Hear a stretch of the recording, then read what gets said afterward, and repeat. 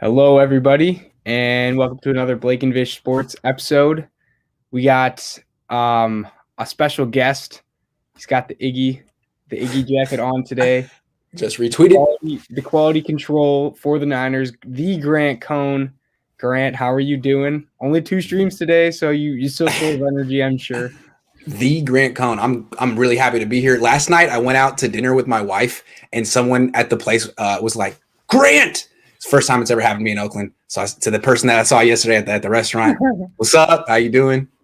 Grant. I was like, "What? Did we go to college together? Were we in the same fraternity?" Oh, you watch my videos. Thank you.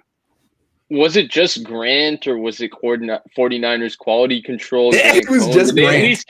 Did they give you a tag of respect? No, and it was his friend who did it too because he was too nervous. His friend was the one who spoke up, and I didn't hear. My wife heard, but she was quite impressed. So people do that. Impress my wife. She likes when I get noticed. So I'm just saying, thank you, Guy. I appreciated it very much. Yeah, awesome. So yeah, this episode, we're gonna do some rankings of the NFC West. Obviously, got to get the 49er faithfuls in there. When you ever have Grant, you need some ranking vids, especially for is the Niners. He knows everything about the Niners, of course. But we can start with this. So okay, the NFC West best front fours. Now, what we mean by this is if it's like a obvious pass down situation. So let's say 3rd and 10. What 4 D linemen are you sending out there? What are your 4 best pass rushers that you want to get out there? And Vish, you have the list that we're going to base it off of, right? Mm. All right, so Vish might be lagging a little bit. He's back. Yeah. He's back. Yeah, he's back. So this is a little complicated to do just because there's a little bit up in the air on who the final front fours will be in obvious passing situations for all of these teams. So we're just going to go with guys that we anticipate to fall into being that guy. So starting in Seattle, the anticipated front 4, I think 3 of the guys are going to be there for sure, and Kerry Hyder, Carlos Dunlap and Poona Ford. And then the 4th guy that we've kind of just thrown in there, I mean, we were talking maybe LJ Collier because they drafted him high, but I think we ended up going with Aldon Smith. We ended up going with Aldon Smith. Yeah, we ended up going with Aldon Smith, who did rush inside primarily for the Dallas Cowboys. Thank you. I actually was blanking on him, Grant. So those are the 4 we went with Seattle. For the Arizona Cardinals, we went, and this was the easiest one. I think it lines up perfectly. Jordan Phillips, J.J. Watt, Chandler Jones, and Marcus Golden. I think that would be their front 4 in an obvious passing situation. The Niners is Nick Bosa, Javon Kinlaw, Samson Ebukam, and Eric Armstead. That one also, I think, kind of is pretty easy to anticipate unless somebody thinks D Ford is going to be healthy, which I'd like to be optimistic. I think D Ford's going to play this year. I don't know if he's going to be consistently their 3rd down rusher just because of the nature of his injury. And then finally, the Rams, which I thought was the hardest one to do because there's 2 obvious ones. Leonard Floyd will be one for sure, and Aaron Donald, who's the best defensive football player I've ever seen. I was not alive for Lawrence Taylor. I was not alive for Reggie White. So he is the best defensive football player I've ever seen. So those are the 2 that are guaranteed. And then, A'Shawn Robinson's a good run-stuffing defensive lineman they got from Detroit. I think he would kind of be their Michael Brocker's replacement. And then Terrell Lewis is a guy from Alabama who they drafted high. I thought Terrell Lewis was pretty good before the draft, to be honest with you. And so I think he will kind of assume that role on the outside opposite of Leonard Floyd. So those were the front 4s we went with. So I'm going to throw it straight to you, Grant. Who's got the 4th best front 4 in the NFC West? I like it. Let's do it in ascending order to build a little suspense. To me, it's now this team has improved their front 4 tremendously, but I still think Seattle has the worst front 4. I mean, Carlos Dunlap was a big addition for them. He's still a good player. Aldon Smith, we'll see if he even makes it to the season. Poona Ford is a run defender, good player. More of a run defender. And who's the last guy they had coming off the edge? It was Kerry Hyder, of course. Kerry Hyder. Kerry Hyder, of course. Here's the thing. I like Kerry Hyder, but he has broken some teams' hearts before. He really hasn't ever done anything away from Chris Kosarick. I'm going to say the Seahawks have the worst defensive front four in the NFL. I mean, in the NFC West when it comes to pass rushing. That's fair, Blake. Let's have you go next. I have the same one. I mean, I think all the other teams have at least one guy who's you can count on consistently who's elite. I'd say like that's Bosa, Chandler Jones, and then Aaron Donald. The Seahawks don't really have that. Theirs is definitely lacking that one guy who can consistently play make. Their best blitzer on their team is Jamal Adams.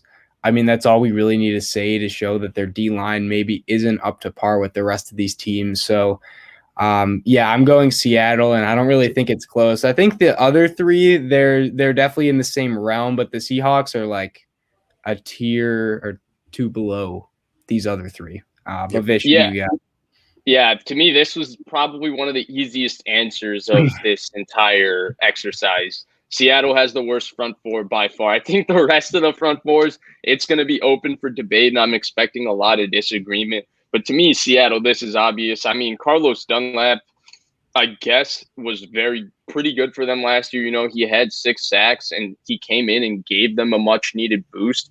But Carlos Dunlap has also been around for a while. He's 32 years old. We know what Kerry Hyder is away from Chris Kosarick. That one, I think, is a little bit of a question mark on whether they can rely on that. Again, Grant touched on it. Poona Ford is a run defender. And then Aldon Smith, even though he had a resurgent season for a guy that was not in football for 6 years, he wasn't Aldon Smith of before. We don't expect Aldon Smith to come in and just dominate. So, this was obvious to me. And I think it's actually a big need for Seattle, especially because they let Jaron Reed walk. And Jaron Reed wasn't the best last year, but Jaron Reed has been a very good football player for them in the past. I think there's a lot of questions with Seattle's front seven because there's another guy that's a little older, but a really good player that they've left unsigned so far through free agency. And we're going to touch on him in just a little bit. And so by far, to me, Seattle's front four, by far, I would say Seattle's front four is not only the worst in the NFC West, I think it's one of the worst in the NFL. Good call. Yeah. Okay, number 3. On to 3, Grant. I'm pushing this one your way again. You're starting us off. You're the guinea pig. Who do you got at number 3?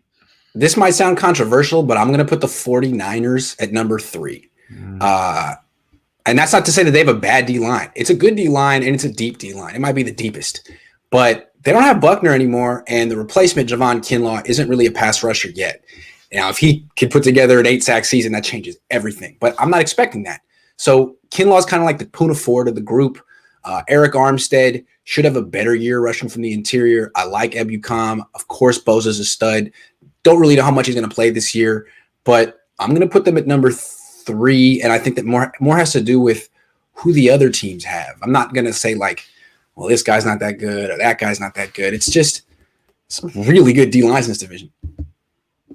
Yeah, so I actually kind of agree with that. I was undecided up till my number 3 till now, and I'm also going to go with the 49ers. If we were ranking D lines, I think the 49ers would be first because the 49ers 1 through 8 is way better than everybody else's 1 through 8 in this division. I also think if we go based on potential, the 49ers could be 1 because of what Javon Kinlaw could be. And if D Ford is available, then it changes this entire conversation.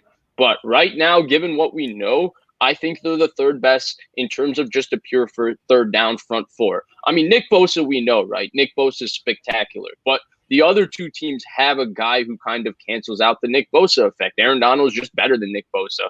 Sorry to tell you the truth. Aaron Donald's just better than him. And so is Chandler Jones. Or worst case, they're every bit as good as each other. They cancel each other out. So now it's a conversation about the other 3. And you look at Arizona, they got a guy in Marcus Golden who's had multiple double-digit sack seasons in his career. Not the best all-around football player, but in terms of 3rd down pass rush value, excellent player. Jordan Phillips, his contract year with the Buffalo Bills, had 9.5 sacks. And I thought the Buffalo Bills sorely missed him last year. And then J.J. Watt still has something left in terms of just pure pass rush ability. I know everybody wants to write off J.J. Watt because of the durability. It is a question mark. But J.J. Watt is still a really good football player. I don't know what people watch if they think J.J. Watt still can't play football. He's still really damn good. And so because of that reason, and just because I have question marks, I mean, I have question marks, I would say, with Javon Kinlaw in terms of I think he's going to have a really good second season. Now, will it be a 10-sack season? I don't think so. I think he's going to have a good all-around football season. And then Ebukam is just not a natural pass rusher. He's an amazing football player. He does a lot of different things, but he's the opposite of Golden, where Golden isn't a great football player in terms of being good against the run, being scheme sound, being smart, and all of those things. But the one thing Golden does is he's a natural pass rusher, and Ebukam's an effort pass rusher who wins with effort and power. So because of that, I'm going to have the Niners 3 as well. I hate to agree because I thought maybe this would be the spot we get some disagreement, but I'm with you guys. And I really think the whole D Ford situation hurts a lot because him healthy, I mean, we've seen what he's done, what he has done in the playoffs, and he can be a really talented pass rusher. But yeah, just his whole health concerns is really tough to see. You know, he got a lot of money and, you know, obviously his body's kind of starting to break down, and that's tough to see. But I think with the other guys too, and, you know, with Armstead specifically, like you'd want to see more out of him last season because as of right now, he kind of just looks like someone who significantly benefited from having Nick Bosa and DeForest Buckner on the line next to him and getting all the attention. And Nick Bosa is still there, and you know I think all of us can agree Nick Bosa is a top 10 edge rusher, and he's fantastic. But you're kind of missing a little bit from the other guys that these other teams, I'd say, have a little bit more of. But I think the Niners do have the potential to be the best overall D-line, similar to what you guys were saying with if you're just going off of 1 to 8, you know, depth and everything included like that, you know, they have, you know, potentially Arden Key and Maurice Hurst stepping up too. But going off of strictly front 4 in a pass rushing situation, I'm going to put them 3rd, but I think they have the potential to be higher this year. And I think the other thing to touch on is I think we're talking from a pure pass rushing situation. So we're kind of throwing run defending out of it. And what I think the Niners front 4 on the whole lacks and why I have them below the other two is I think they lack just a pure explosive, going to beat somebody off the edge right away pass rusher. Both Nick Bosa and Eric Armstead are guys that disengage from blocks and win, but they're not instant pressure kind of guys. That's what D Ford's supposed to be. Right. If they had a D Ford, a Marcus Golden, a Chandler Jones, a Leonard Floyd, you know, those type of just pure speed, beat the guy around the edge. If they had that one guy, even if it was a lesser version of Ford, even with these 4 and the 2 teams, other front 4s, I would actually have the Niners higher. It's just, I still think they lack an explosive pass rusher. I really do. Brian Burns, that type. Yeah. Well, that's amongst the best in the NFL. So. I love Brian Burns. Yep. All right, should we move on to linebackers? Let's do it. No. We got to do one, Grant. My bad. Okay, so number 2, I would put the Rams at number 2. Even though they have the best defensive player in the league, Aaron Donald, they still have Leonard Floyd, and Ashawn Robinson's good too. The Cardinals, I think, have 4. I think the Rams have 3. I don't know who the 4th guy is going to be for the Rams, and maybe it doesn't matter. Maybe if you have Aaron Donald and Leonard Floyd and Ashawn Robbins, it doesn't really matter. But I'm just trying to split hairs here, and I think that I'm going to put the Rams at number 2. I think the Cardinals have a surprisingly good front 4. Grant, I don't know if you saw my note sheet before this. I didn't share it with you, right? I totally cheated off of you.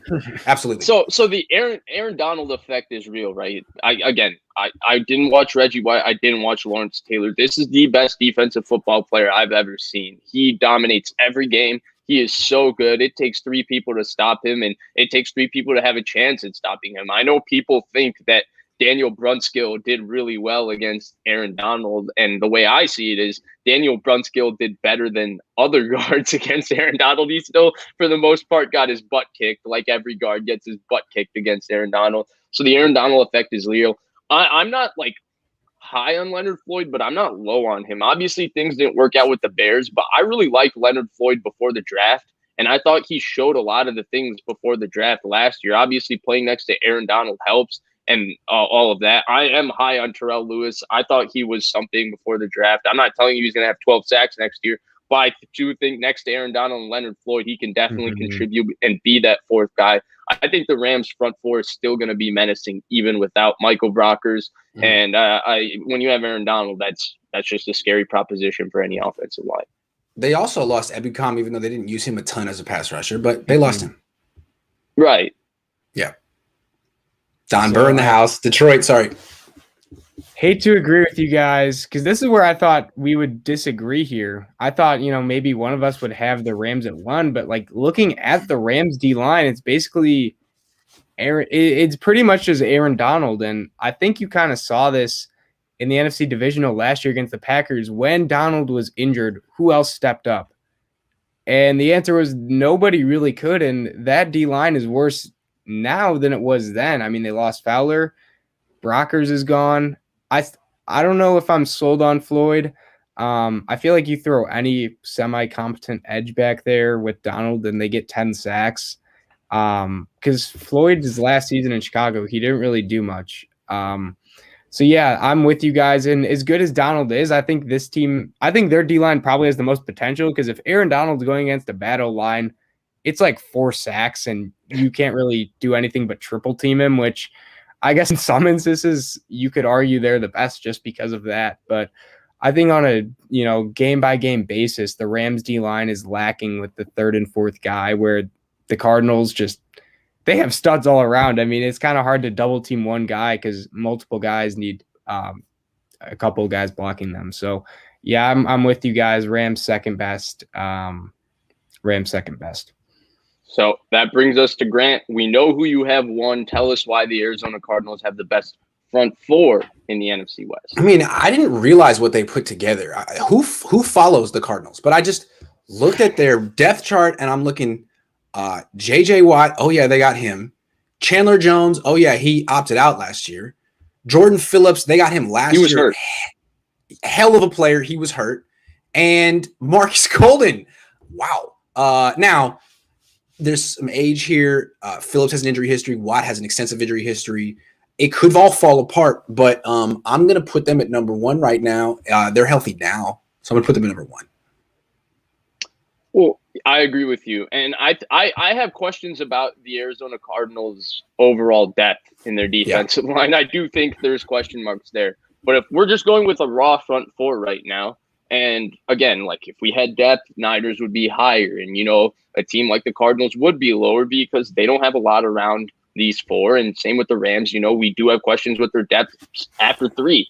But the Cardinals, if you're going raw front 4, they have 4 guys who have all had 9.5+ sacks seasons in their career. That's pretty freaking impressive, in my opinion. When you look at Chandler Jones, who's just every year he's religiously just an underrated football player, a guy who's had multiple 16+ sack seasons. Whether you want to talk about how he got his sacks or the quality of his sacks. How many players have multiple seasons with 16+ sacks? That's incredible. Jordan Phillips was very good for the Buffalo Bills. I thought he played pretty well against the run. He was a little injured last year, but he's a good football player. I don't think he's going to be a 9.5 sack player, but I think he can be a 4 to 5 sack player. Marcus Golden is just a pure pass rusher, and that's all they're going to ask him to do. I actually think he'll be an upgrade from Hassan Riddick, who kind of padded his stats with a couple of games last year. I think Marcus Golden's a better play-to-play pass rusher than him. And then finally, you end it with Watt. I know a lot of people think Watt's washed. I think they think Watt's hurt, all of those things. Some of those things apply, but Watt is still a really, really good football player. I don't know why people think Watt's no longer good. It's like, the Houston Texans sucked last year and Watt only had 5 sacks, and now Watt's not a good football player. Like, what? Watt is still a dominant 5 technique, and I think he's going to have a really good season next year, especially playing next to Chandler Jones. Am I the only person that when I think of Chandler Jones, I kind of think of like the player or the career that Aldon Smith should have had? Worse, but yeah, that's who I think of too. Pretty because of the 35-inch arms, I think. Yeah, absolutely. Anyway. Yeah, I also had Cardinals at 1. Not much more to say besides I want to see J.J. Watt against someone as good as Chandler Jones. Now, I know they had some good lines. The Texans did, when they had Whitney Merciless and they had Clowney. But I don't think he's played with anyone as good as Chandler Jones is. And then when you think that they have Marcus Golden and Jordan Phillips too, who are both above average pass rushers, like third downs against the Cardinals is not going to be fun if you're a lineman. Maybe it will be if you're a receiver or a tight end, because I'm not too convinced about their other guys. And then I did want to say, too, about their blitzing. Like, they have Zaven Collins and Hassan Reddick, or not Isaiah Simmons. Isaiah Simmons. Those are two freaks of nature. So if they're blitzing 6 guys and you have all those guys, that is going to be hard to block. So best of luck. I guess that's why the Niners went out and got Alex Mack and Banks, and they paid a bunch of guys. But yeah, that's the front four. So we had a consensus, actually, surprisingly. Shocking. We all had the Seahawks at 4. We all had the Niners at 3. All had the Rams at 2, and all had the Cardinals at 1. So those were our front fours. But now it's time for shaking it up a little bit, and I think the Niners fans are going to like this one. They're going to be a little higher on the list this time around. But so now we're going to do the off-ball linebackers. So this would be just the duo of the 2 inside linebackers for each team, and I can just give you guys the list here. So the 49ers, as we know, Dre Greenlaw and Fred Warner. The Cardinals are going to have Zaven Collins and Isaiah Simmons. Seahawks have Bobby Wagner and Jordan Brooks. Now, this could be KJ Wright, but they haven't signed him back yet. So we just got to go with what is available to us at this moment. And then the Rams is going to be Micah Kaiser and Kenny Young. So Grant, with those names in mind, who do you think is the 4th best in the NFC West off-ball linebacker team? I put the Rams at 4. Kenny Young, Micah. Who the hell are those guys? I mean, Kenny Young went to UCLA, did he not? He went to UCLA. Yeah, he's right? not bad. He's not bad. Okay, so he went to UCLA. He's great. But the other guy, Micah Kaiser, I mean, he didn't go to UCLA, so he can't be that good. No, I feel like the Rams spend on like 8 players. They have no depth, and they got to sacrifice something. I feel like this is one of the clear things they've been sacrificing is inside linebacker. They don't even try. So yeah, the Rams. I think for the most part, the Rams have been going with these undersized athletes and just protecting them with really smart run fits on defense and a really, really good defensive line in front of them. Yeah, right. Yeah. So like they had Corey Littleton, and people thought Corey Littleton was really good, and then the Raiders paid him, and they were like, "Oh crap, Corey Littleton is not that good." I think Kenny Young is kind of flowing in that same boat where he's solid enough and serviceable enough, and Micah Kaiser is serviceable enough. The nice thing about the Rams is they will go to dime defenses and pack and use different DB sets and different packages to try and get different players on the field. Ebukam was one of those players that they use with that versatility. But I also have him at 4 ultimately. I mean, raw talent. I mean, there's a lot of linebacking talent in this division as well. And the Rams linebacking core is subpar, to share the least. If you see me reach ahead and do this, I'm not like tweeting. I'm looking up stats so I can be smart. I'm really trying to do my homework, but it's like trying to do your homework during class, so I'm not that slick about it, but that's what I'm doing. I'm looking at Isaiah Simmons' numbers real quick. Sorry about that. Go ahead, Blake. Yeah, I'm with you guys. Just they really have neglected this position. You think of their defense last year, and every single position besides their interior linebackers, you could argue was elite. Their D-line, their secondary was incredible, corners and safeties. But then you look at their linebackers, and there's something to be desired there. And I guess they just don't value them as high as other teams do. So that's just more of a philosophy thing. And, they still had the best defense in the league last year. So I guess it goes to show they didn't really need them, but their linebackers are definitely not the best, and I'd put them 4th as well. Okay. But 3rd, Grant, who do you got in the NFC West? I'm gonna go Arizona here. I know they spent they have 2 first-round picks at inside linebacker, right? Zaven Collins and Isaiah Simmons. I mean, I didn't see much from Isaiah Simmons in the games that the Niners played him last year where I'm like, man, that's a stud inside linebacker. I know he's a great athlete, but I didn't see that. And then Zaven Collins is a rookie. I don't know. So all I know is the 2 teams ahead of the Cardinals on my list have at least 1 stud at inside linebacker. So I don't feel like they have anyone that's established himself as a Pro Bowler yet at inside linebacker. I'm going to go Arizona at 3. We just keep agreeing, and I think we're going to agree across the board on this one too. I'm also going to go with Arizona at 3, but I'm actually going to go with different reasons. So Isaiah Simmons had a really rough start to his rookie season. Obviously, what Kyle Shanahan did to him week 1, it was well documented. The Cardinals didn't have a clue on what role to use him in. It reached an all-time low when he wasn't playing that many snaps, and then he came in and they had a cover 0 look against Seattle, and he got the pick to win the game, and you realize that was like his 2nd snap of the game, all of that. Right. But Yeah. at the end of this season, they actually used him as a true middle linebacker, and I thought he actually finished the season strong. And I thought he had a better season than Jordan Brooks, and I thought he had a better season than Patrick Queen when you look at what he did at the end of the season. So I'm actually very bullish on Isaiah Simmons moving forward, especially how he finished the season. I also like Zaven Collins, especially for their defense. Now, I didn't think Zaven Collins was a perfect fit to be a 4-3 weak side or a Will or Mike linebacker, just because I don't think he was that level of athlete. But to be an inside linebacker in a 3-4, I think he's a perfect fit, especially a scheme like Vance Joseph's. So I'm actually very Why? Because he's getting downhill a lot.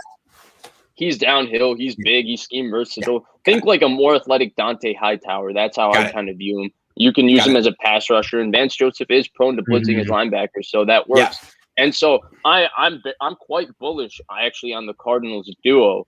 I think they could be higher on this list. I think the only reason I have them under Seattle is solely because Seattle has Bobby Wagner, and if Seattle had a player a little less than Bobby Wagner, I would have Arizona too. To be honest with you, compelling. I haven't watched a lot of Isaiah Simmons, so sorry about that. Go ahead, Blake. Yeah, I'm saying with you guys again. It's kind of hard when, I'd say 2 of the top 5 linebackers in the league are in this division, in Fred Warner and Bobby Wagner. So it kind of sets the bar high. And yeah, I think Simmons will definitely be a lot better though. Like as he fits more into the middle linebacker role, I think people forget that when he was at Clemson, one of the things with him was that he played everywhere. He could play on the D line, he could play middle linebacker, he could play safety, and he could play slot corner. And when you're mixing it up like that, you're not really mastering one thing. And I think that's kind of the issue with guys that come in as positionless is, it works if you're mastering one thing and then you can move around. But if you haven't mastered your one position yet, it kind of defeats the purpose. And I'd say that's almost the same thing that happened with Jabril Peppers, although he's a lot better now. But when he first came in the league on the Browns, he was kind of one of those jack of all trades guy. But yeah, so hopefully Simmons is figuring it out more. And yeah, he did. He was stopped getting snaps at one point in the year. And then I believe due to injuries or COVID, he started coming in more and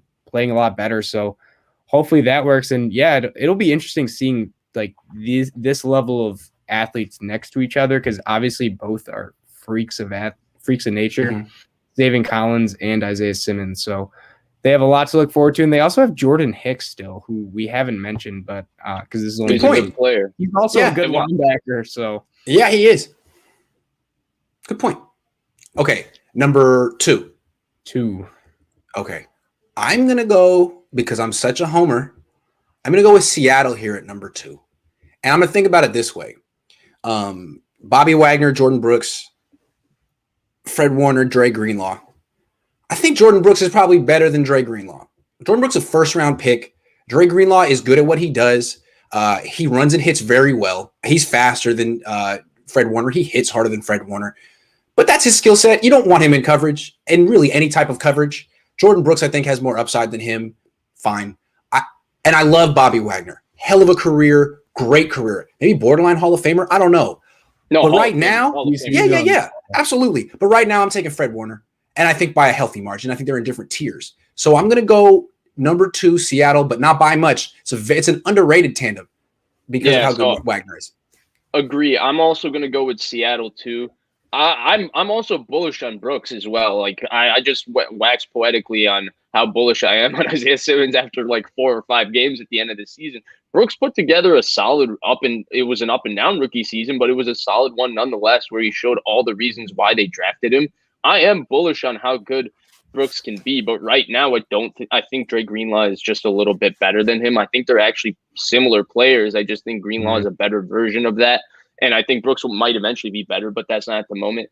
If KJ Wright was signed, I would have Seattle 1, because I think KJ Wright was one of the most underrated players in the NFL last year. I mean, you said you have Fred Warner 1 and Bobby Wagner right there in the 2-3 conversation, but you have Fred Warner above him. I have KJ Wright somewhere in the 5 to 15 conversation for off-ball linebackers. I think he's that good. So I think that changes the entire conversation, because even though Warner's the best in the division, I would have KJ Wright and Bobby Wagner as the best duo possibly in the NFL. So since Wright is not there, to me, Brooks and Bobby Wagner are 2. And then I talked about, obviously, Bobby Wagner's a surefire first ballot Hall of Famer. He's one of the best to ever do it. Hell of a blitzer. Maybe he's slowing down just a little bit in coverage, but his recognition is so good where when you see him play against, 49ers team, he starts to really get a grip on what's going on. He can be just a menace to deal with diagnosing, especially their run game. I've not seen a linebacker play their run game better than Bobby Wagner does every single year. And so they're definitely two. Also, real quick, the fact that they haven't brought back KJ Wright, given how good he is and how available he is, must show what they think of Jordan Brooks. Or their cap situation. Yeah, I think he wants a lot of money. Does he? He wants a lot of money, yeah. And he's 34. He's 34. What the hell was he thinking, man? Did you not see this offseason? He tweeted, he's like, I'm not coming back. Because he's been the guy that's not been talked about. So he's been the guy that's been taking less money throughout this entire boom era because nobody has ever given KJ Wright the publicity he deserves. So he said this year there's no way in hell, because he's 34. This is his last payday. He said there's no way in hell I'm taking less money and doing it like that. AJ, I hear you, man, and I'm sorry that your career worked out that way, but it's not going to happen, man. You're 34. It's not going to happen. 31. I keep saying he's 34. Okay. I was mixing up his age with someone else. 34, but still, 31. 31, yeah. 31? All right, man. I give you a chance. Get that bag, baby. All right. So number one? Yeah.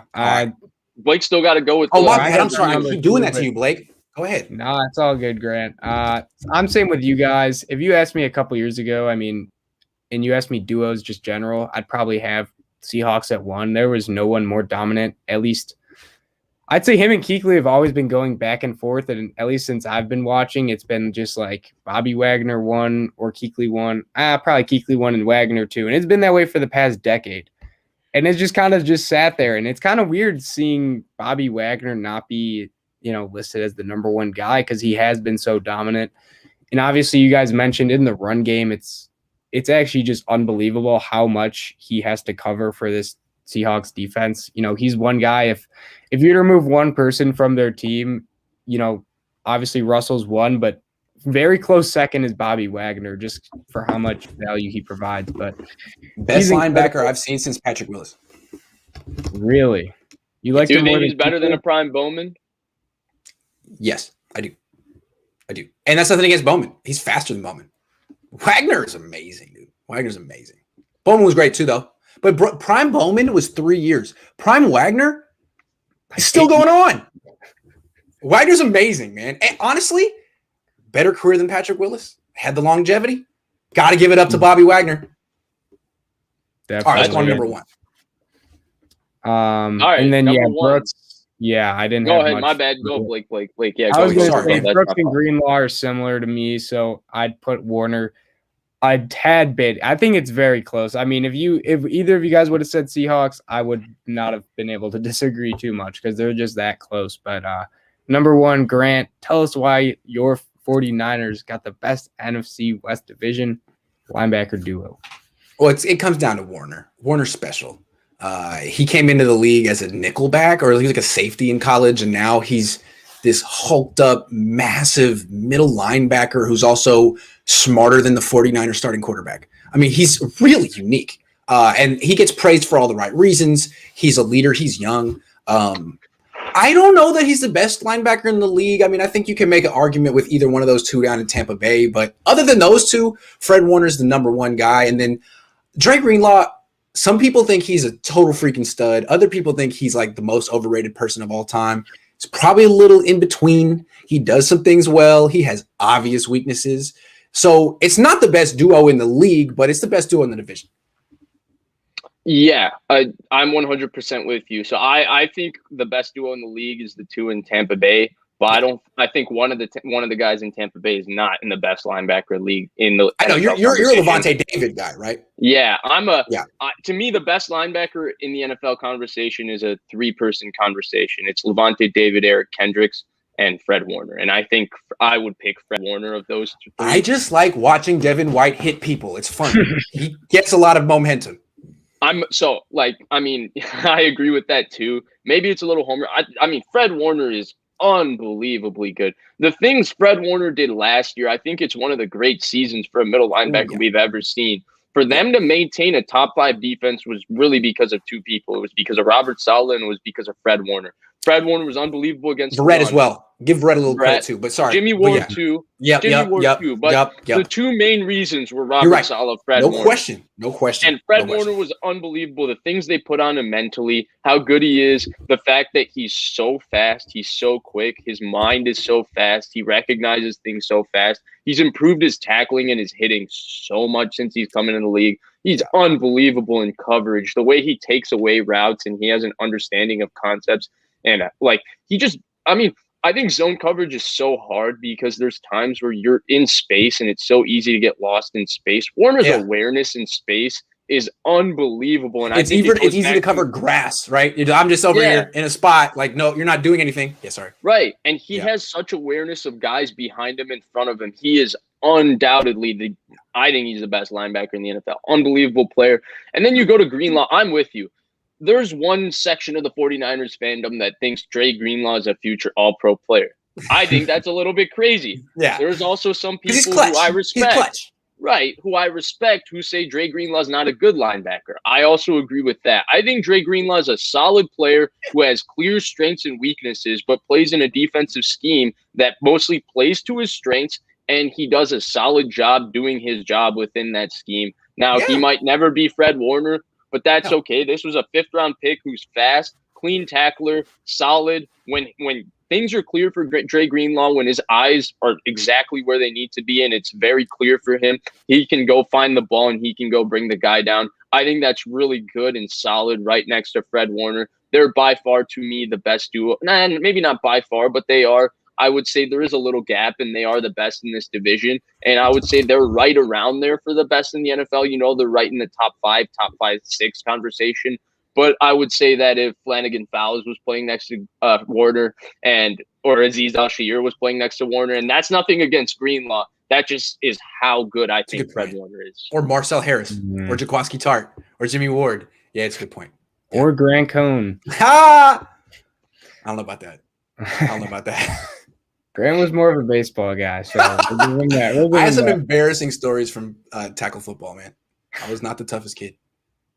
I know, shocking. No. Grant wasn't the middle linebacker. No, I was the kid walking off the field after one hit. Like, you know what? My parents said I can't do this. I'm not allowed to play. I'll see you guys later. That was me. That's so funny. tough. I'll go. Yeah, I had the same number 1 as you guys. I'm with you. Warner's a top 5 linebacker. I think there's 5 guys that kind of just move interchangeably in there that are all really special. But I think Greenlaw is honestly pretty solid too, and maybe gets a bad rap at times. Maybe, as you guys mentioned, gets talked about. Like he's a total scrub. Yeah. I don't mind him though. I think if he's your number 2 guy, you're doing well. Basically, is the bottom line. If he's your second best linebacker, you're not in a bad spot. He's better than Micah Kaiser. He probably he would be the number 1 Rams linebacker. Yeah, he would. You got that going for you. But yeah, obviously Warner's incredible, and as you guys mentioned, I think coverage for a middle linebacker is probably I'd value that a little more than run stuffing overall, just scheme wise in my mind. Being able to cover as a middle linebacker is huge, and you know, after watching the Packers for the last decade not be able to cover tight ends, watching Niners and seeing the tight end not get open every play is just like, you can cover this guy, like this can be done somehow. But yeah, no. You still got Will Redmond covering tight ends in Green Bay? He was a little bit last year. I forget I think we did re-sign him actually. So that's good. Power move. Nice. Doctor's finest. Nice. Exactly. Right. Not to get too off topic, but yeah, definitely Niners number 1. And we again had the same consensus list. I think hopefully next time we'll have a little disagreement here, but just to break it down. I think this is still an interesting show, even though we haven't disagreed, because everyone has different reasons, and I feel like I'm learning. So I think this is the people who are watching are privileged to be here right now. I think we're being very entertaining, extremely entertaining. So yeah, Rams 4th, Cardinals 3rd, Seahawks 2nd, 49ers 1st, but we said Niners and Seahawks almost interchangeable just due to how good Wagner and Warner are. True. But we can bump it to another topic, and here's where the disagreement shall begin. Okay. The corner trio, the best corner trios in the NFC West. Vish, do you have the depth charts, or do you want me to break it down? Yeah, I can pull it up real quick. So in Arizona, they have Malcolm Butler, Robert Alford, and Byron Murphy. I mean, Arizona's got quite the team for 2015, don't they, huh? They would be. They have a lot of 2015 incredible Pro Bowlers and All-Pro players. Seattle has a guy who believes he's the best corner in the NFL, and Ahkello Witherspoon, a former 49er, and DJ Reed and Trey Flowers. I would say those are their kind of that's kind of their trio. In LA, I think it's going to be Jalen Ramsey and Darius Williams for sure. I think this is the year David Long steps up. He was a third-round pick for them a couple years back. I thought he would be the guy instead of Darius Williams this year. I think he steps up and is their guy this year. For the Niners, obviously, it's very, very set in stone. This was the easy one for them. It's Jason Verrett, Emmanuel Mosley, K'Wan Williams.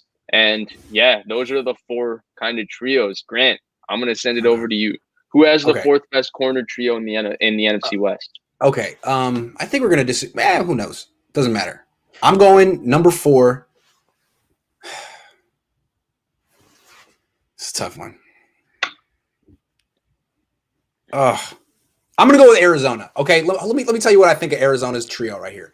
Malcolm Butler, I don't know. I mean, I don't know. I didn't watch him much in Tennessee. He was in New England. He's not fast. He kind of have to play specific coverages with him. Robert Alford, again, like this guy was good 6 years ago. And Byron Murphy, I know he went to Washington. I feel like the Niners roast him every time. Every time I see him, he's getting roasted by the Niners. So I'm not really – I feel like this is a defense that's really depending on their front 7 and hoping that some of these guys can, like, turn back the clock. So I'm going to say Arizona at 4. Blake, let's switch it up. Why don't you go next? Yeah. Good idea. So I had the Seahawks actually at 3rd. Oh, okay. At 4. So Ahkello, DJ Reed, Flowers. Yeah. So they didn't sucks. pay Griffin, which was kind of big news for them because he was, their number 1 there for a few years, and he got paid like $14 million to go to the Jags, which I guess I was shocked at how much he made there. He's not that good. I did not. Well, especially William Jackson got what, like a 10, 11 million, and I think William Jackson is just as good, if not better, probably better to be honest. Better. So I guess that was surprising, and maybe this will come back and be one of those Jag signings that we look back in 4 years and be like, Trent Baalke. Why did we ever do this? But yeah, I'm going with the Seahawks. Now they do have someone who could be the best corner in the league if healthy. True. He is the best corner. Some would argue he's never been healthy before then, if that is the case. I'm just not the biggest fan of the Seahawks corners. I feel like ever since they lost Sherman, Byron Maxwell, their secondary just hasn't been all that great corners-wise. And I'm just not the biggest fan of their corners, I guess. I would have more faith in who the Cardinals have than who the Seahawks have. But again, I'm not the expert on, I'd say, anyone here in particular, but I'm just not the biggest fan of the Seahawks cornerbacks. And that's the bottom line. But Vish, who do you got? So this was actually one of the harder debates for me in my head because I think the NFC West has a clear distinction of 1, 2, and then I think 3 and 4 are amongst the worst in the NFL in terms of personnel. I agree with you that you can believe more in Arizona's starters than you can in Seattle's because they're all wild cards. Yeah. But I went with Arizona at 4, and it's because of one reason and one reason only. We made fun of him earlier, but I think Ahkello Witherspoon actually has serious potential. I think he could make a difference to make Seattle comfortably 3. I don't think Malcolm Butler has anything or if anything left in the tank, and I frankly didn't think he was very good even his last year in New England. I was shocked he got that much money from Tennessee. Byron Murphy is a competitive player, not a great player. Robert Alford, same thing. Competitive player, not a great player. I mean, I think I'm going to pick at Seattle, obviously, at 3. There's a lot of problems with Trey Flowers, and DJ Reed is a tough competitor, but he is not a great player either. But because of Ahkello Witherspoon's potential and because he's so athletically and physically gifted, I'm going to go with Arizona at 4. Yeah. Cool. All right. So 2 of us picked Arizona. You picked Seattle. Number 3, I'm going with Seattle. And you just laid it out, Vish, what they have going for him with Akello. You know, the thing about Akello, he's tough, man. He really did play well against DK Metcalf week 17. He really did. So I don't know. I mean, Seattle was impressed, right? They clearly saw. They brought him in, and now he's going to be going from working with whoever the Niners DB coach is to Pete Carroll. So good for you, Akello. I mean, he really could improve. Just look at how DJ Reed improved. I mean, DJ Reed was just chilling on the Niners. They didn't really know what to do with him. He goes to the Seahawks, and he only played 10 games last year. I mean, he wasn't like a super playmaker, but I just ran his numbers. His quarterback rating allowed last year, 66. So, I mean, as another young guy with potential, and he's had a good year. He just had a good year. Feisty competitor. Yeah, I mean, that's 2 guys. I like DJ Reed. So, yeah, number 3, but with young talent that's improving and a good coach. So I guess I'm back on. I had 3. I had the Cardinals. I guess I believe in Malcolm Butler a little more than you guys. Now, I know definitely he hasn't been he wasn't that great in Tennessee, but I still think he improved. His first year, wasn't he horribly bad? I believe his first year, he was like terribly bad, like over 100 passer rating allowed, if I'm remembering this correctly. I think he was even worse. I think he was okay his rookie year, and then he was the starter his second year opposite Richard Sherman, and people just targeted him mercilessly. He was pretty bad. That's why I remember it, that he was terrible his second year because he was the Richard Sherman effect. He's talking about Malcolm Butler. Oh, my bad. I thought we were talking about Akello. We can just edit this part out. Sorry, everyone. It's been a long day. Sorry about that, guys. But yeah, you're right. You're right. Blake, you're right. He did allow an 101 passer rating his first year in Tennessee. Yeah, so I think that improvement's there. And then also last year, okay, maybe he didn't do the best, but look at their pass rush. They got no pressure whatsoever. I mean, this man had to sit on an island for 6 seconds. That's a tough cover.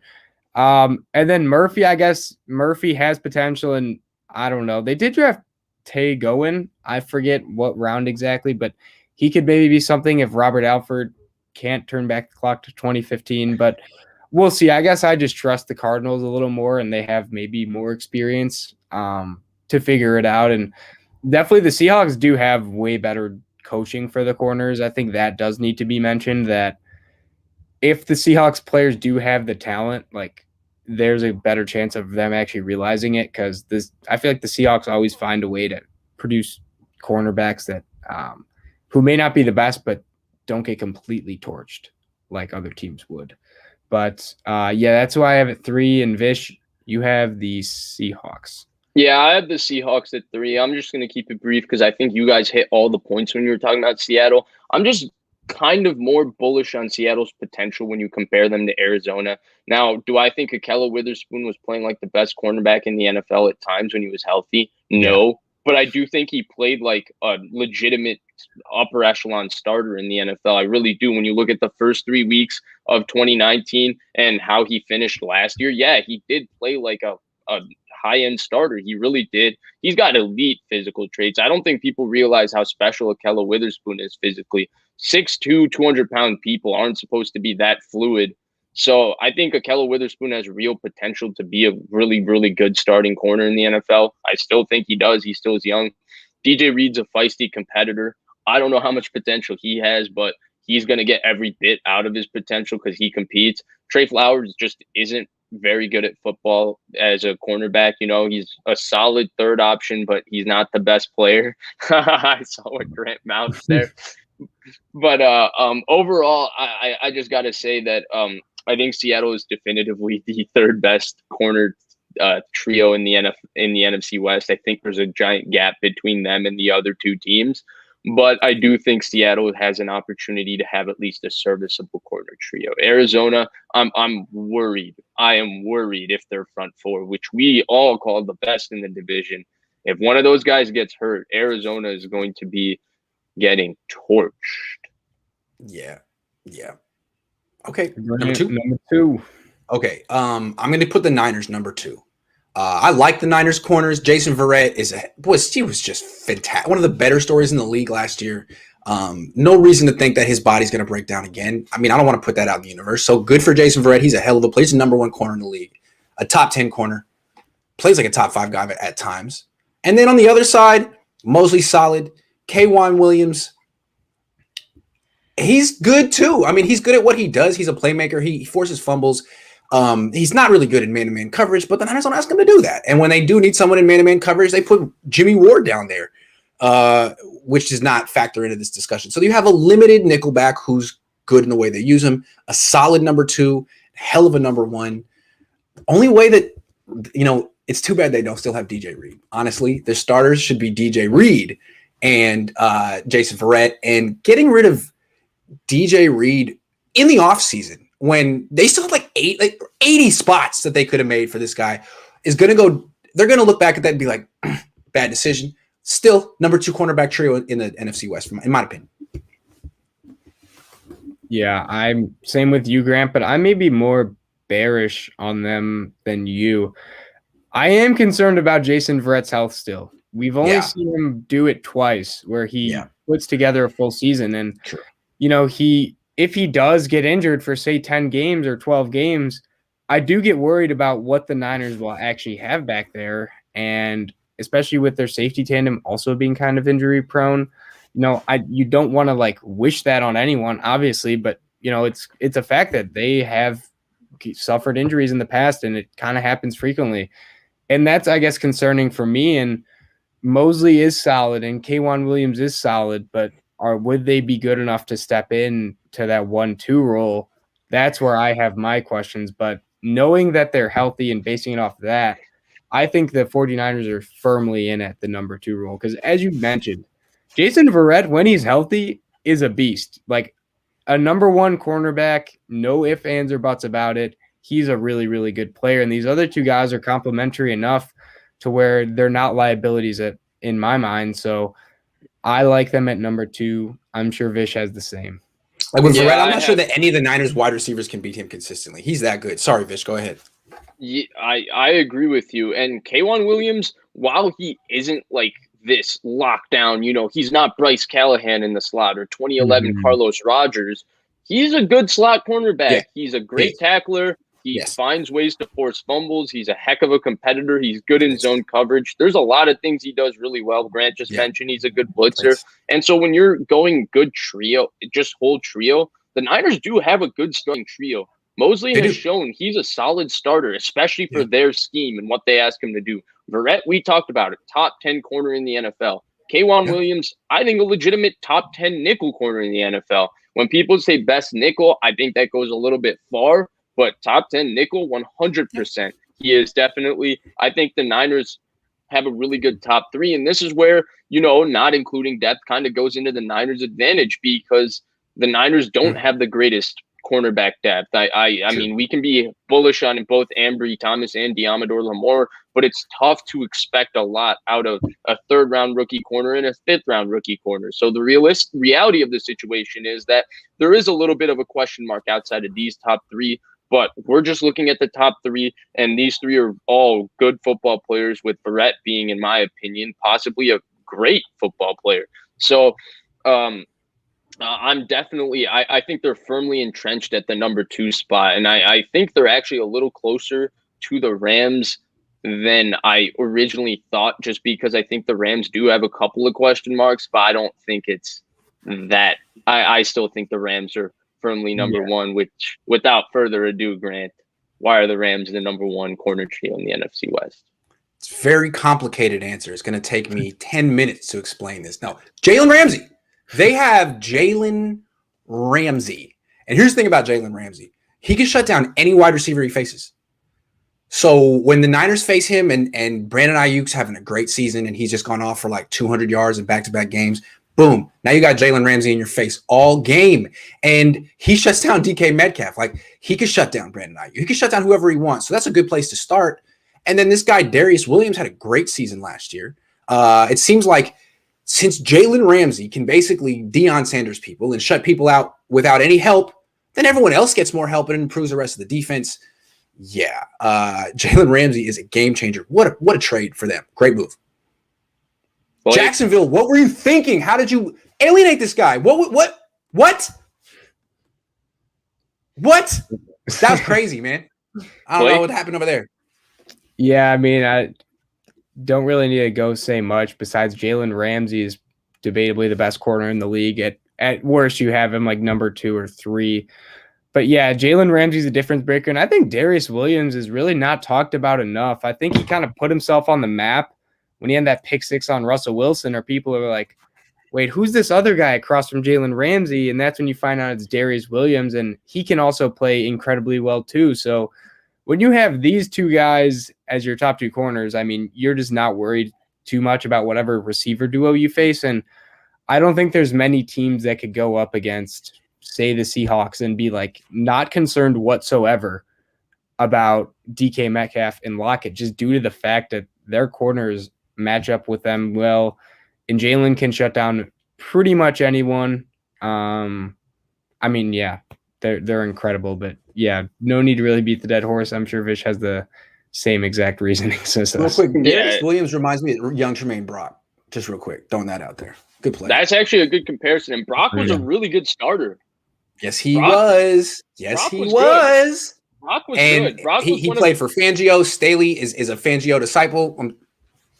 That's actually a really great comp. And Brock for the 49ers, him and Parrish Cox were actually an underratedly pretty good cornerback tandem in 14. It was surprising how good they were. I think Fangio could get is the best, man. He's unbelievable. Yeah. But yeah, for the Rams, the reason they're 1 is pretty simple. They have the second best defensive player in football, and that's Jalen Ramsey. I don't think people kind of stomach how good Jalen Ramsey is. There's nothing he can't do. So you're saying they have the 2 best defensive players in the league? The Rams. I really believe that. Yes, that's a good point. I think Ramsey can cover small slot receivers in the slot. I think he can cover DK Metcalf on the outside. Yeah. I think he can cover, a Tyreek Hill. He's done the best job on Tyreek Hill of anybody. I think he can cover a George Kittle. I think he could be the best safety in the NFL if he played free safety. I think he could be the best safety in the NFL if he played strong safety, because he's a great tackler and he really takes good, smart angles to the ball and he attacks the football. He's like if Charles Woodson and Patrick Peterson had a baby. That's who he is. He's an unbelievable football player. And so he's obviously one. I agree with you. I think Darius Williams is very underrated. I think he does a bang-on job on the other side of Jalen Ramsey. I do think the loss of Troy Hill is going to hurt because he stepped up for them last year, and him going to the Browns, he's a good nickel corner. But here's what I think separates them. They have a top 80 pick in David Long, who I think was going to take one of those corner jobs last year when Troy Hill and Darius Williams took it, and he just didn't. So I think that they're definitely going to get a good contribution from him. I'm bullish on his prospects for them next year, and I think that they have comfortably the best corner trio in the NFL. And that's just what happens when you have Jalen Ramsey. He really, really makes other people on this defense a lot better than they are. And real quick, the combination of so does Donald. So you have Ramsey and Donald, 2 guys who are making multiple players' jobs easier. Multiple players look better than they are. Hence why such a thin defense can rank number 1 in the league. Right. Definitely. And a good scheme with Staley. Yep. Because he takes advantage of the gravity that those players possess. Gravity. So, Vish, when you were saying Ramsey's number 2, does that mean Akello's number 1 then? Yeah, dude. Are you taking a shot at Akello? No, I'm saying pretty disrespectful. I think I'm sorry. He's not going to appreciate it. No. I think Akello's the best corner in the NFL if you remove when he's playing his best football and you remove about at least 8 or 9 names from the list. I mean, if Jalen Ramsey was playing in the arena and Jair Alexander was playing in the CFL and Marlon Humphrey was playing, taking a year off, and you take out about 8 cornerbacks Kevin and King Akello's playing. Which performances is Akello Witherspoon like so proud of? Like week 1 against Tampa? Yeah, week 2 against Cincinnati? That's it? Nice, man. You did 2 games. Okay. DK Metcalf. So 3 games, man. Yeah, man, you proved it. You proved it. You're the best. He actually had a bang-on game against because I think that was actually the best he actually played him well too. But I think the best cornerback game we've seen in a long time from the 49ers, just a small tangent before we go to our final couple of topics, is that Arizona game. I thought the job Verrett and Akello did, Verrett on Hopkins in particular, and Akello on Christian Kirk it was chills. It was like watching, Terrell Brown and Carlos Rogers was actually a very underrated corner duo, and they did some pretty good jobs in 2011 and 2012. I thought Akello and Verrett kicked butt in that Week 15 game or Week 16 game. All right, let's do safeties. All right. So, safety time. I can break down the list this time. Please do. 49ers. One of Grant's favorite players, Jimmy Ward. Then one of Vish's favorite players, Jaquiski Tart. For the Niners. I am a big Jimmy Ward fan. I know. Oh, but I'm a Jaquiski Tart fan too. Jaquiski. Yeah. Don't let people say I'm not a Jaquiski Tart fan. I'm the biggest Jaquiski Tart fan. People don't know. It's something you don't know about me. Well, Grant's putting us on right now about who his favorite guys are. For the Cardinals, Budda Baker and Jalen Thompson. For the Seahawks, Quandre Diggs and Jamal Adams. Some call him Blitz Boy. We will go with the formal name this time. And for the Rams, Taylor Rapp and Jordan Fuller. Now, Grant, Taylor Rapp. Who do you got at number 4 out of these duos? Okay. All right. Okay. So we're talking. Okay. All right. Okay. I gotta go with the Rams. I mean, Jordan Fuller. Who is Jordan Fuller? Is that sixth round pick from Ohio State? He actually played. He was a fine for them last season. Okay. Okay. Fair enough. Fair enough. Taylor Rapp. I know he went to Washington. I know he was good at Washington, and all I remember is him giving up 3rd and 17 to Emmanuel Sanders and Jalen Ramsey being like, "What was that?" So I don't know. I mean, you said the other Jordan Fuller was a find for them. Cool, 4th in this division. Taylor Rapp, I don't know. Yeah, I'm also going to go with the Rams. I actually think the Rams safety duo isn't that bad, especially when you throw in the fact that they don't have to help on one side of the field because they have Jalen Ramsey. They actually are pretty good. I actually thought Jordan Fuller had a solid season for a guy that they didn't expect a lot of as a 6th-round pick rookie. He had 3 interceptions, 5 passes defense. Not bad. Not the best metrics to evaluate a safety by, but I'm just trying to point out that he had a statistically good season. Taylor Rapp, obviously, there are some memorable plays, but he's overall a pretty solid player, and he does a lot of things. I do think they're going to miss John Johnson. John Johnson was a baller, and I think this list would be very different if John Johnson was there. But since he's gone, I have them at 4. And honestly, the only reason they're not at 4, they're at 4, is because the Cardinals have Budda Baker, who I think is a top 3 or a top 2 safety in the NFL. Right. That's the only reason. Right. Agree. John Johnson's a loss. Good player. I had them at 4 as well. And what I just wanted to point out was going through this list, I think it's kind of crazy how low the Rams are on most of these. They had the number 1 defense last year. They have the worst linebacking duo.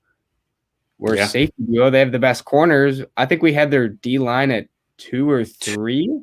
2. Yeah. Which was debatably, you could debate it being the 3rd almost because they only have 1 really good guy up there. So I guess that shows you what the 2 most important position groups are on the defense. Maybe, yeah. Shows you what an elite Hall of Fame talent at those 2 spots can do. Here's what I will say, though, because I think all of this is changed if they have John Johnson. I think John Johnson, there's no way their safeties are 4. Honestly, if they had John Johnson, I think I would have their safeties 1 or 2. Because I think John Johnson was I think he is a better safety than Jamal Adams. I'll say that right now. Where did he go? Where did he end up? Browns. Cleveland. With Joe Woods. Nice. Good job. Jordan's defense. Nice. He said he wanted to take a pay cut to go to Cleveland. Have you ever heard that happening before? That's what I was trying to say. Well, I mean, for the nightlife, I would imagine. No, when you have the Cleveland Cavaliers basketball team, I mean, there's just a lot to do and a lot to see. So, they're not good anymore. Grant, just thought I'd throw that out there. Not sure. You guys just got a little donation action. We did. Bingo. Thank you, not see 49ers eye Ultimate to Report. Yeah, we really appreciate it. I get that you don't see eye to eye with Grant. Really appreciate the donation. We'll keep up the grind for you. That's why I've never seen eye to eye with myself either, man. I would hate to see eye to eye with me. You kidding? Grant in February doesn't even see eye to eye with Grant in March. Absolutely not. I totally flip flop. It's all right though. It's all right. So- No one calls me on it ever, so it's okay. Hey, Niners Ultimate Report told us to keep up with the grind. Blake, who's the number 4 safety duo in the NFC West? Same with you guys. I'm going Rams. I think Fuller was kind of awesome that they got him in the 6th and he actually contributed. Like if you have a 6th rounder that contributes at all, it's like winning the lottery. You know, maybe not like, you know, millions, but it's like if you won like $500 from the lottery, it's like that would probably It's a good feeling. It's a great feeling. It's an Are you awesome kidding? feeling. Yeah. I mean, Yeah, it's like going to the donut shop and getting the scratcher and be like, all right, I'm gonna get the $5 scratcher. Boom, $500. It's a good feeling. I've never had that feeling.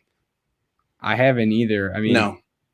Maybe, you know, we got to keep trying, Grant. I think that's the bottom line. But all I know is when I see people at the donut shop on the scratcher, I'm like, man, you're not going to win. Let me tell you right now, you're not going to win. Stop scratching. But maybe they win. I don't know. It's not going to happen. Maybe they're watching and telling you you're wrong right now, Grant. Maybe that's I'm just unlucky when it comes to things like that. I have good luck in certain ways in life, like with YouTube, but when it comes to like gambling, I'm going to lose. So I haven't like developed the gambling addiction because I feel like you have to win once. Probably got to win once. And then you're chasing that. I got nothing to chase, man. Just all the money that I've lost. Yep, there it is again. That's me. So that's funny. Okay, so we do number 3? Yeah, we can go to number 3, Grant. Who do you got? Real quick, Arizona. Buda Baker, really good. And then I look at their other guy, someone named Charles Washington. Great name. Honestly, never heard of him. So they have one half of an elite safety tandem, and I think the other 2 teams on the list have 2 good safeties. So Arizona, number 3. Vish? Yeah, I mean, Grant's been cheating off me. I don't know what he's been doing. He's seen my notes. I also. How do you think I got into UCLA? Legitimately? You can't say stuff like that. People are going to come find me. Grant, I thought you went to a Catholic private high school. I did. There was probably no cheating there. Of course not. Everyone's in the honor system. Yeah. Are you kidding? Obviously. But I also have Arizona 3. Buda Baker really is the only reason Arizona is relevant in this conversation. Not a big Deontay Thompson guy. Charles Washington, I guess. Maybe there's something there. Not sure. Big fan of Buda Baker. Think he's the best safety in this division by far. But I have him 3 because I think their secondary is very much lacking outside of him. Okay. I guess I'm up, but I did want to put this out there. Thank you, Tommy. Grant is our dude too, so I guess we share that in common with you. And thanks to Blake, man. Give Blake some props as well, man. Blake's a baller. And Tommy plays the guitar. I think you guys should know. Check it out, guys. Cool. Yeah. I appreciate the interview with John Chapman. He's an awesome dude. That was really fun. Definitely. Check that out. Shout out John Chapman. Shout out John Chapman. Shout out. Blake, I think this is where the disagreement happens. Boom. You already know. So I actually have the Niners here now. At 3? Yes. Oh, wow. I have them at 3. Now, this is where it starts to get a little different here. So I think Jimmy Ward is great. I think Jaquiski Tartt is also great. I don't think they're bad in any way, shape, or form. I think 1 through 3 could be argued any which way, and you'd have a tough time making an argument over the others. But I'm going for the simple fact that I don't think either of these 2 are as good as, say, Jamal Adams or, say, Buda Baker. Now, that doesn't mean they're bad, and I think both of them are honestly underrated by the media a lot. Jaquiski Tartt can do a variety of things, and I know in 2017 he had a very, very elite season, and he's still been really good. And Jimmy Ward the same with, obviously being a man corner. And there's one game I wanted to bring up. Vish knows about this game. Grant, do you remember the 2018 Monday night game? Jimmy Ward was actually playing cornerback, but he got injured in the middle of it, and they were playing the Packers. And Greg Maben came in, and I think the rest of the game, Devontae Adams had at least 125 yards. It was Aaron Rodgers played Where's Waldo with Greg Maben. Oh, Greg Maben's right here. We're throwing it to him. Do you remember this? This was CJ Beathard's. He was playing unbelievable until he underthrew a touchdown to Marquise Goodwin against cover zero, I think, on It was 3rd just and 5. He was so athletic. He would have caught him anyway. He's so good. All he literally had to do was throw that ball to the end zone, and he underthrows it by like 15 yards, and Kevin King picks it off. Oh, Kevin King, Fishboat out high school. Shout out. Shout out. All right, so the Niners number 3, man. Look, that's fair. I mean, like Buda Baker, fair. And I think Jamal, he gets slandered a lot and he gets overpraised a lot. I think he's somewhere in the middle. I don't know if he's an all-pro. I don't even know if he's a Pro Bowler, but I think he's right there. And his coverage is lacking, but his run support is second really to not many people. And then obviously his blitzing, it kind of gets memed a lot. He gets called Blitz Boy. It is what it is, but he's versatile in that sense. And what is versatile also is the 49ers safeties. You can play them in a lot of different spots, but I basically have them a little lower just due to the fact that I wouldn't put either of Ward or Tart in that top 5, top 8 conversation like I maybe would with Adams and certainly Buda Baker. But yeah, that's why that's my rationale at 3. Grant, number 2, who you got? I'm going to go with the Niners at number 2. No disrespect to Jaquiski Tartt or Jimmy Ward. I'm going to knock him down because Tartt needs to play a full season, man. Dude, I love you, man. I think you're a hell of a player, and I do think that you can do more than they've allowed you to show. Your ability in man-to-man coverage, fans have no idea. You're really good at it. You can play inside linebacker. You can play strong safety. You can play free safety. Hell of a player. Play the whole season, dude. And if you do that with Jimmy Ward, then you guys will be the number 1 tandem. But I can't give it now. Really like them both. Neither one is a playmaker, although maybe they could be if used differently. Jamal Adams is a playmaker. So I'm going to put the Niners at 2, but I'm not married to it, and I'm open-minded to someone want to say why they're the best. Vish?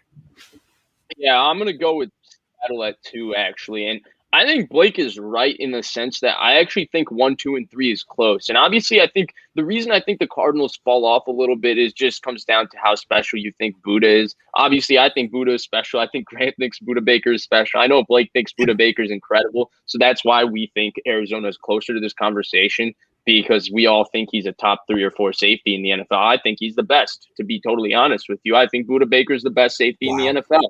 Wow. But I'll have Seattle number 2. I mean, you guys touched on Jamal Adams. Quandre Diggs is a very good player. He's very underrated. He's a very good single high safety. He's also a good split safety, and he does a really good job. And then Jamal Adams, the coverage of Jamal Adams and the perception of Jamal Adams is one of the funniest things I've ever seen in my life. In New York, people said he's the best safety in the NFL. He does basically the same thing he did in New York, and now people are calling him overrated, overhyped, all of those things. Both of those things are not true. Jamal Adams was never the best safety in the NFL. Jamal Adams is also not overrated, overhyped. He is a really, really good football player. People need to stop saying, all he does is blitzes. I think he's a better blitzer than any other safety in the NFL. I think other safeties would have 7 sacks if they blitzed as much as him. I don't think they would have 12 sacks or 11 sacks the way he does. I think he's unbelievable. He's explosive. He has unbelievable timing with the snap count. He's really strong. He's a physical hitter. Does he get lost in space? Yes. Is he as bad in coverage as people want to say?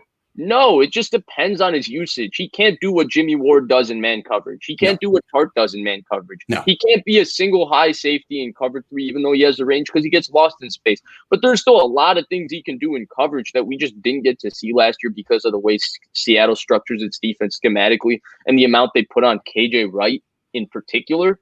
So, when he's lurking around the line of scrimmage, man, I mean, offenses freak out. You got to account for him. You got to account for him. Yeah. It's the closest thing I've seen to Troy Polamalu since Troy Polamalu. He's not Troy Polamalu, but it's the closest. When Troy Polamalu was lurking at the line of scrimmage, it was like, damn, is he just going to jump over everybody? Like, what's going to happen? He makes physically ridiculous plays. I think he's gotten to a point where he went from like a little overrated to now wildly underrated because people are acting like he isn't a great football player, which he is. So it's because Seattle gave up 2 wins for him. That's why. Yeah. Oh, you're supposed to be. Yeah. supposed to be a prime Ed Reed. Well, there's only one Ed Reed. That's why he's the greatest safety in the NFL. Right. Or Ronnie Lott. He was never Ed Reed type player ever. No. Blake. Hey, Blake. Yeah, my number 2 is going to be the Cardinals. I think this was kind of obvious. It's basically they're number 2 because Budda Baker is that good. Budda Baker's in that conversation as a top 3 safety. You know, I think this is one of those positions where kind of similar to cornerback, definitely similar to linebacker, where there's like 4 or 5 guys that you ask 5 different people and they'll give you a different guy. And that's because they're all just incredibly good. And Budda Baker, I think, fits into that list of players that are just super talented at the safety position. And I think he really does hold down the Cardinals just secondary in general. Like, their corners aren't special. The guy next to him isn't special. And you wonder why they're, doing what they are doing. And a lot of it is just pointed at Budda Baker. And he's the reason they're as good as they are. So I think that's why the Cardinals have the second best. As I mentioned previously, like, you could certainly argue the Niners, and I would have a tough time arguing. And you did bring up the thing with health too, Grant, that I didn't mention for the Niners that I kind of forgot to mention, but they've had a history of injuries, and you don't want to take it into a fact, right? Like, you want it to just be like, this is how skilled they are. But it does when you're ranking them, I guess, it can be a deciding factor. And that's another reason I have them at 3 in the Cardinals too, but it's mainly just due to how good Budda Baker is and the type of athlete he is. So that's why I have the Cardinals at 2, but Grant, who is your number 1 safety duo in the NFC West? I'm going with Seattle.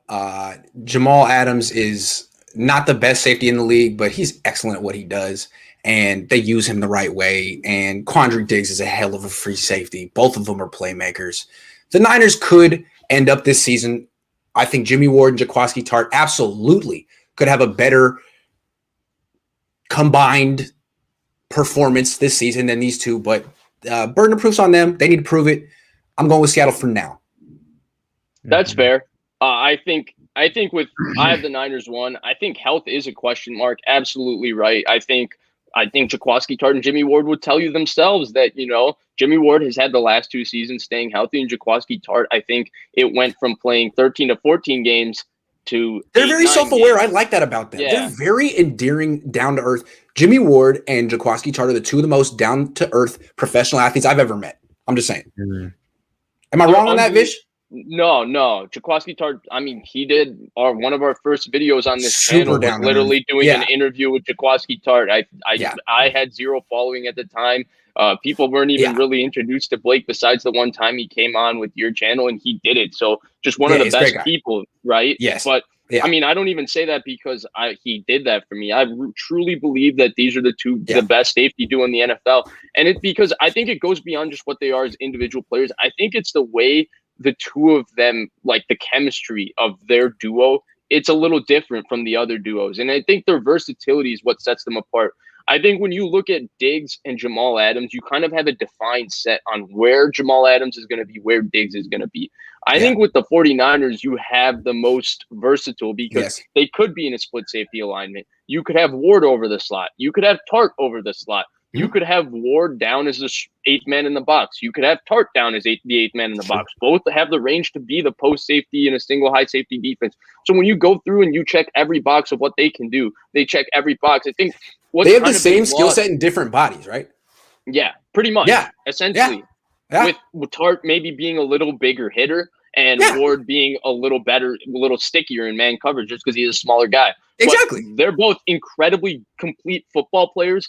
And where I look at what's kind of gone wrong for them is, and this is where I think that maybe James Betcher's arrival can help, is I think that because the Niners have had such a dominant pass rush, they haven't looked to be overly creative with their safeties in the back end. You take a guy like Wink Martindale in Baltimore where they do all this exotic stuff and you give them 2 safeties that have 0 weakness to their football game, and you would be shocked of all the things Jaquiski Tartt and Jimmy Ward can do.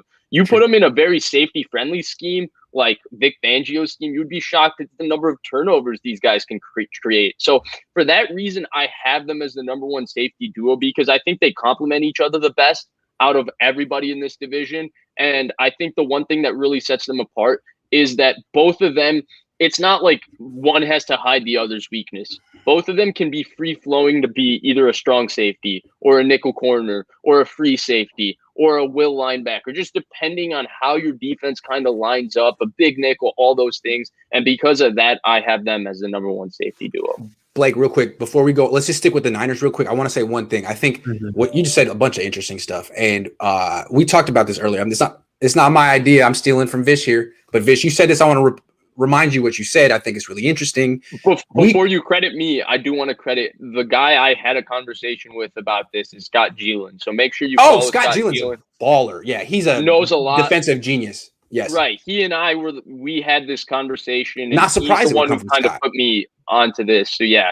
So we've been talking about how Dre Greenlaw has limitations in coverage. He does. He's excellent first and second down linebacker, but on 3rd and 7, if the Niners want to put their best coverage group out there, that's Warner at middle linebacker, Tart at inside linebacker, Ward at strong safety, Moore at free safety. It'd be interesting to see some like 3 safety dime packages because I think they'd be devastating. Devastating. Anyway. And I think the way they would cover in man coverage when you go between Warner, Ward, and Tart, those are 3 of the Niners' best players in man, along with Verrett, where they could really do a lot of creative things. We'll see if they get that exotic. Robert Saleh showed glimpses of it last year, but he also stayed true to keeping his defense philosophically what it's been the last 4 years to make sure they're playing fast and playing hard and playing fast. So, Blake, without further ado, you're going to agree with Grant here. So why are Jamal Adams and Quandre Diggs the best safety duo in the NFC West? Yeah, so I'm with Grant on this one.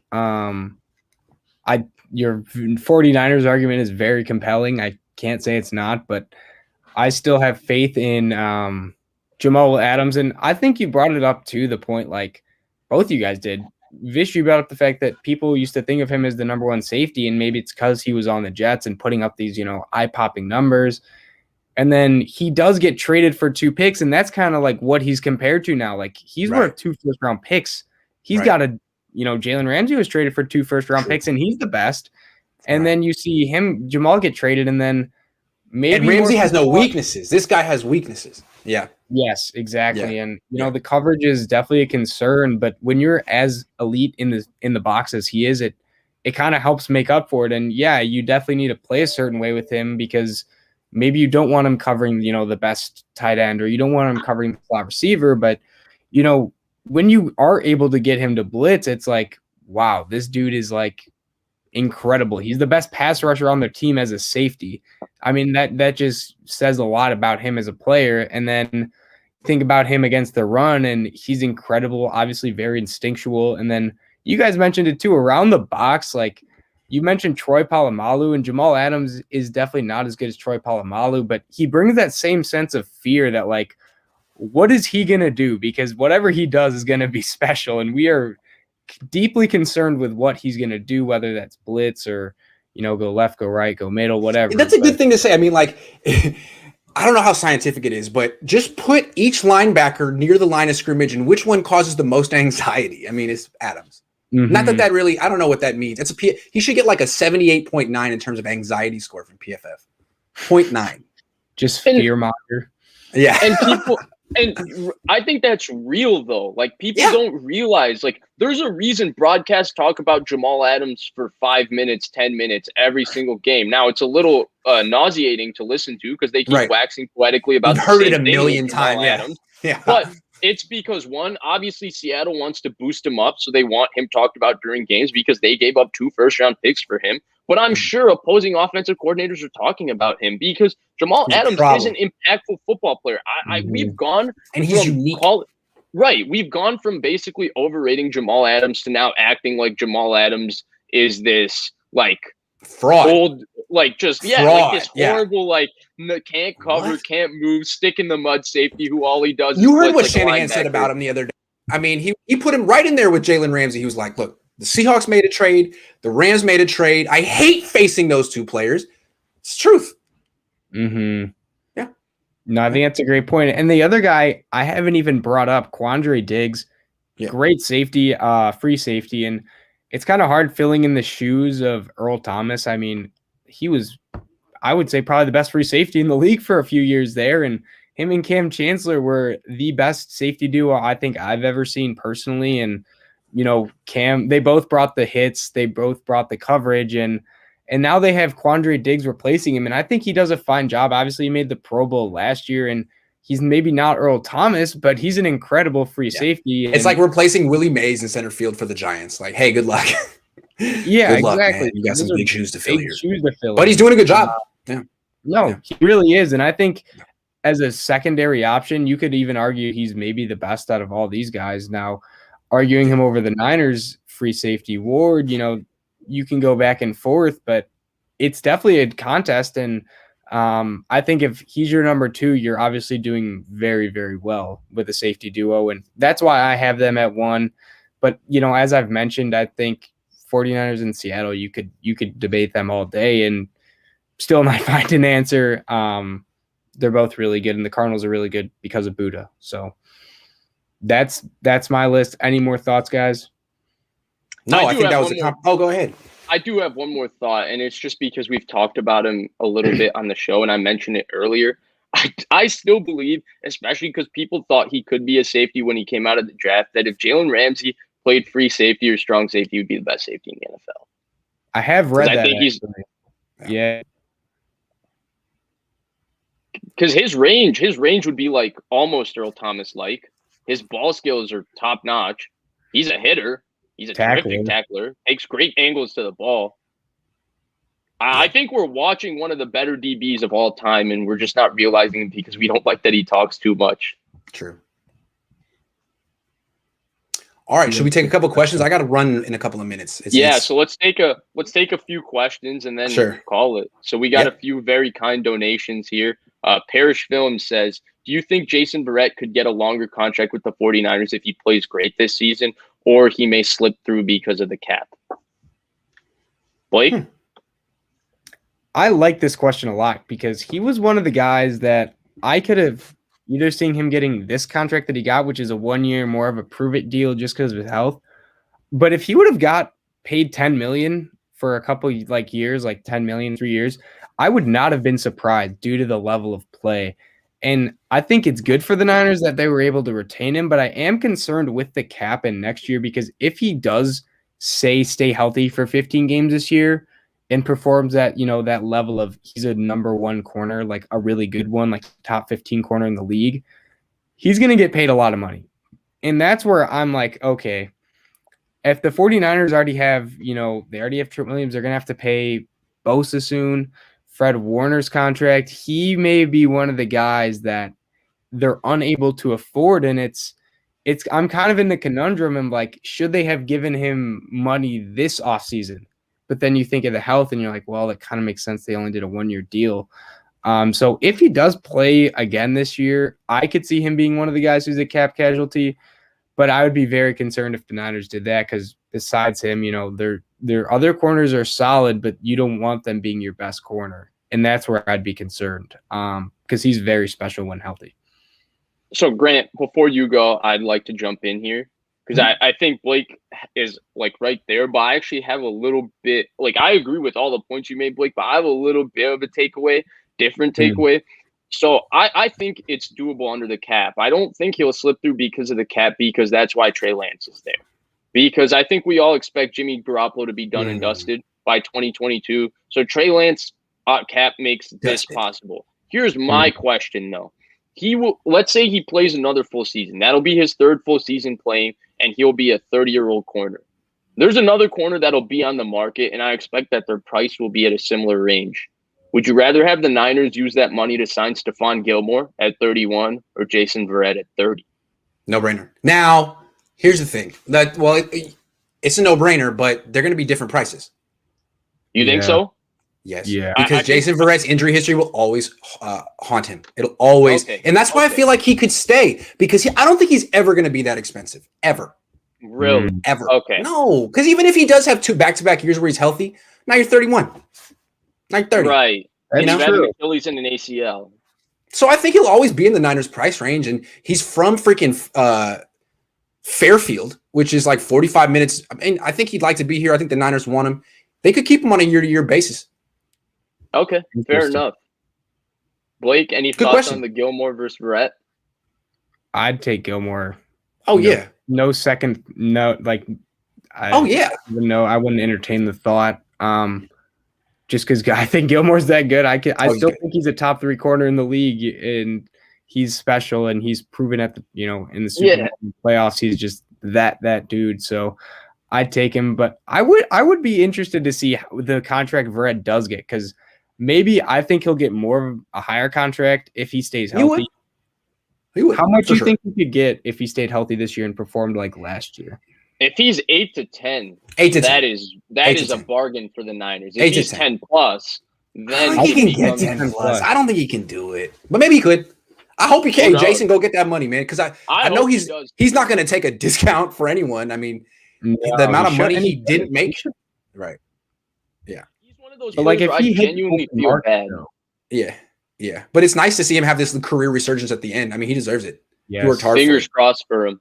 Yep. Mm-hmm. All right, what's the next question? Now, Jamal, this is Grant. This is our guy. Jamal's our guy. Okay. But he said, I truly think Ward and Tart are underrated. They're versatile DBs who limit a lot of plays. I think they aren't viewed as playmakers because they limit big plays from even happening. That's true.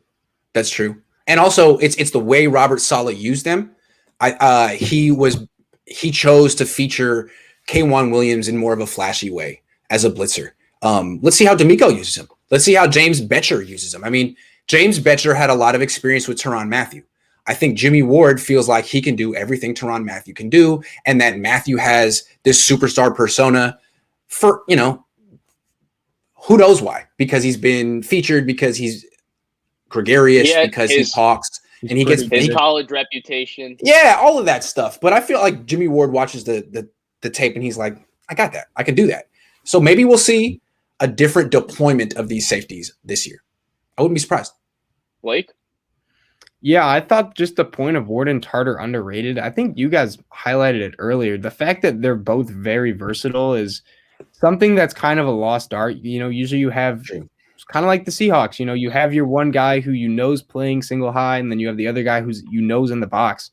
But having 2 safeties that can do a little bit of both is so versatile, and just being able to hide what they're doing and, keep the quarterback and offense coordinator guessing.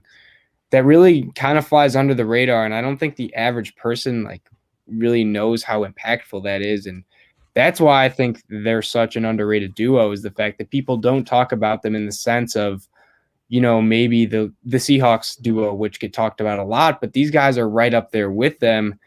And that's to me why they're underrated, is just the versatility that they bring play in, play out, and keeping teams guessing. So I agree with everything that was said, and I agree with Jamal. The one thing I will say is, I'd say they aren't viewed as playmakers is not because they limit a big plays from happening. I would say it's just because of the way they're used. And Grant touched on it a little more. It's just that the Niners defense was so front four centric. So in 19, it was all about don't get beat over the top. So if you're the post safety, all you got to do is stay over the top. And that's why the Niners never gave up any explosive, because they had a special pass rush and they had 2 scheme sound safeties. And then if you look at last year, when they were manufacturing a pass rush a bit more schematically, obviously Tart's season got cut in half, so we didn't get to see the full of Tart. But Ward, on the other hand, was stuck in man coverage, where he was put in a situation where if you're getting the ball thrown at you when you're in man coverage, that means you're not doing your job correctly. But if you're doing your job correctly, you're not going to get an opportunity to make a play on the ball. And that's what happened to Jimmy Ward. I love the Tyrann Mathieu comparison, Grant, because I think that's really what his skill set is. That's really who he is. And I think he's just got, and he has the same nose for the ball around the line of scrimmage that Tyrann Mathieu has. I mean, Jimmy Ward finds the ball, and he's a very, very clean tackler. So I love that comparison, and I agree with everything else that you guys said, and I think they were all great points. Great question, Jamal. Thank you. Mm-hmm. This was a hell of a show. I always love coming on with you guys. Oh, dang, one more, and then I got to go because they're setting the table. They're setting the table. Yeah, definitely. Yeah, so this is our last question. BLK Samurai says, just supporting the channel. Keep up the good work, gents. Maybe you can get stingers too. Hey man, this channel is going to be taking off. They're just a year behind me. I went from having 3,000 subscribers to 30,000 in a year. You're going to get there. You're going to get there. You got this. Everyone subscribe to Vish and Blake Sports right now. I was just going to say we really see. appreciate all the support, Grant. And what happened? Nothing. Great. I think I timed out for a second, but I'm back. We really appreciate all the support. Thank you so much, Grant, for coming on. We got to get you on again. I think, obviously, our shows do best with having you on. You're the man. This is 49ers Quality Control. Iggy. It says it right there on the jacket. Yeah. Hey, it's my pleasure, man. You guys are the best. Thank you so much, Grant. Everybody, thank you for joining us. We will be back. Please like, subscribe, share. If you haven't already, which I doubt it hasn't happened, make sure you're subscribed to @Grant Cohn. That's the GOAT right there, @Grant Cohn. And we'll be back soon. We'll be talking some hoops very soon during the week before the second round of the playoffs. I like that. I know everybody's going to go watch the Lakers game now, so thank you so much. I'll brush up on my hoops. We'll talk. Hey, we got to talk to Blake Griffin, though. Yeah. See you, Grant. Thank you. That was fun. Thank you, everyone. See you next time.